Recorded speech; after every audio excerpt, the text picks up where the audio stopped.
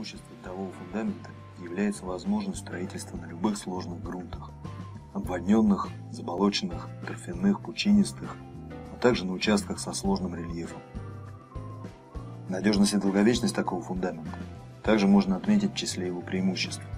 Запас несущей способности свай от 4 до 18 тонн, при том, что для деревянного дома достаточно 2-3 тонн, а для кирпичного 7-9.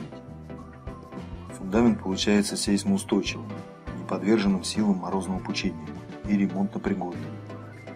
Этот фундамент очень экономичен, так как для его возведения не требуются подготовительные земляные работы, такие как рытье котлованов или траншей, а завинтить сваи можно даже вручную, без применения специальной техники. Если очень постараться, то со всеми работами можно управиться за один день, но, как правило, управляются за 2 дня, да и спешка при устройстве основы будущего дома ни к чему. К плюсам также относят возможность выполнять работы по устройству винтового фундамента зимой. Ввинчивать в грунт сваи можно абсолютно независимо от наступившего времени года. Еще одним преимуществом считается тот факт, что можно сразу возводить стены, дожидаясь момента, когда фундамент станет прочным.